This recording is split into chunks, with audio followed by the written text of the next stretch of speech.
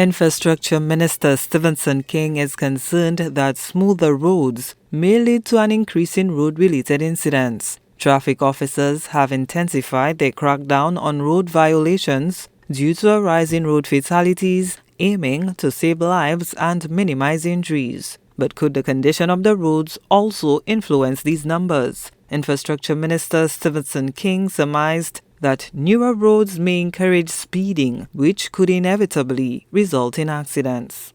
The first thing that happens, you repair a road and the community calls for speed bumps. You speak to engineers and they believe it's not the best thing.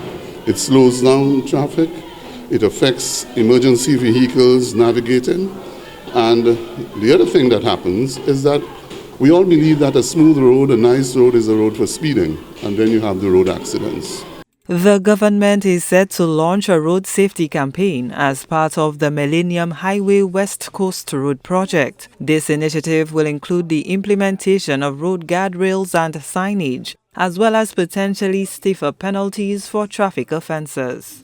That would mean introducing a rigorous road safety program in addition to what we're already doing. For example, you have seen an uptick in the implementation of speed bumps, guardrails alongside the road. You have seen a lot more signs, signaling, etc.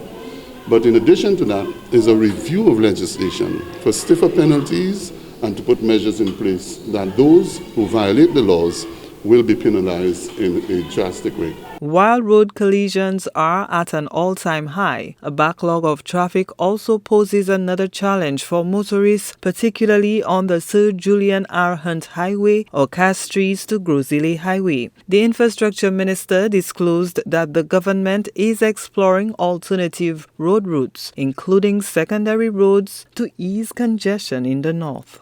So as part of the redevelopment of the Castries-Grosile Highway, you'll see quite a bit of work going into the Norbe-Vieux-Sequi-Corinth Road to bring a larger, wider road, a more comfortable road, and a safe road that will attract people off the Castries-Grosile Highway or the Julian R. Hunt Highway. We're looking at some other roads that can be used as alternative routes to at least give some breathing space to the northern corridor of the country. So the strategic plan which the Department of Infrastructure launched not too long ago, last year, called Infrastructure 2030, is intended to try and address some of those shortcomings in the design of our road infrastructure. So we speak of Infrastructure 2030, it doesn't end there.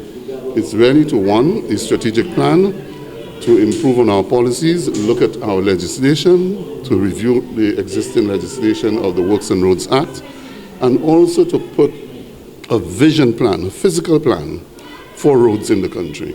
Repairs continue on several of the island's roads and highways. Pending is the road program under the Citizenship by Investment (CIP) program, which the Infrastructure Minister describes as deliberate, citing due diligence to ensure that the initiative is facilitated in accordance with the law and satisfies legal requirements before commencing the program. Gina Filippi, HDS News Force.